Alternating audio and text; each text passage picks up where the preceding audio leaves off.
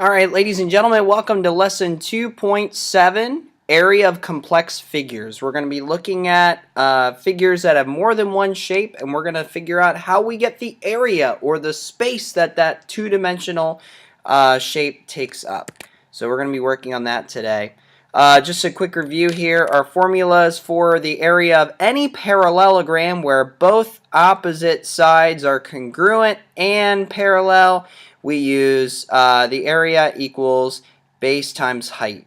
Okay, that's a pretty simple one. Our base is the bottom and our height is perpendicular to the base. Well, the area of any triangle, we talked about that, and that is half of every parallelogram. We talked about that we could make a related rectangle for each one of those. And so our formula is base times height, or base times height in the parentheses, divided by 2. And then we talked about trapezoids, where we figured out that if we take it and we break it up into two different triangles, we can figure out a formula that is similar to this, that if I take half, or the average of my two bases, A and B, we'll talk about them as being A and B, times the height. So the average of the two bases, A and B, times the height.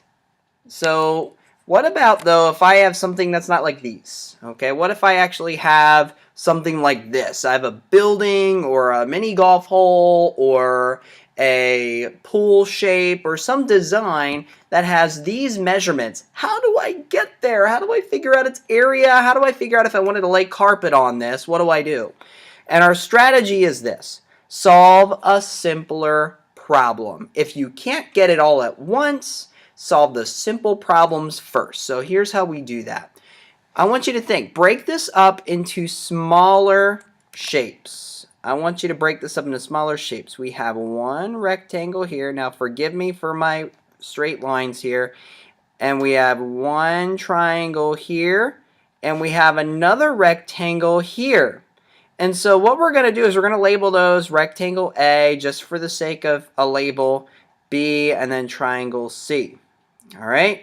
But we have all these missing measurements. Well, we can figure this out. So don't go crazy on me here for a moment. I want you to think about this. If this is 4 centimeters on the bottom, then this would also be 4 of our 10 centimeters. See? Now, if this down here is 3, then this would be 3 centimeters. See? You got it. All right. Now, if this is 4 and this is 3 and the whole side is 10, what I want to do is I want to subtract these to find the difference. So 10 minus 3 and then minus 4, that's going to be 7 minus 10 minus 7. That's going to give me a length of 3. And that makes sense. 3 and 3 is 6 plus 4 is 10.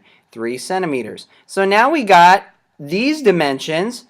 Well, what about this? Or what about this? Well, if this is 4 and over here is 8, then wouldn't that make this 4? Because both of those together would equal 8. Okay, so this would be 4 centimeters. And I'm going to erase that, just kind of scribble that out, because 4 and 4 is 8. I don't want to confuse you that that's 8. It's not. And so if that's 4, then this would also be 4. Okay? So now we have all of our dimensions for rectangles A, B, and C. What we're going to do is we're going to solve a simpler problem. Find the area of the 3 shapes and then put them together. Because isn't that what we had in the beginning? So let's do it.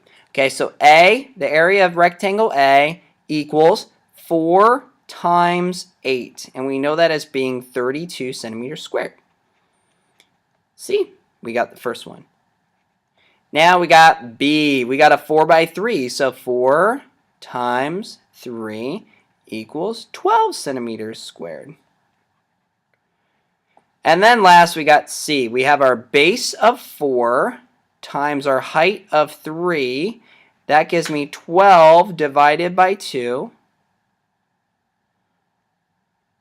Okay, so 12 divided by 2. and that's going to equal 6 centimeters squared. So now that we got the area of A, B, and C, we just found out the area of all of this in 3 different smaller parts. So we solved it using a simpler problem. So let's add those together. 32 plus 12 plus 6. So we get 4 and 4, or 2 and 2, that's 4 plus 6. That gives me 10, carry the 1. We end up with 50 centimeters squared. And that would be our total measurement for that whole space. So, to get all this, here's what we do. First, we break the problem down into simple shapes, and we label them so that we don't get them mixed up all over the place. Next, we calculate the area of each labeled shape. Then, we put them together. That's how we solve finding the area for any complex shape. That could be any business, adding the areas of all the rooms, putting them together to find out the area of a building in a floor plan.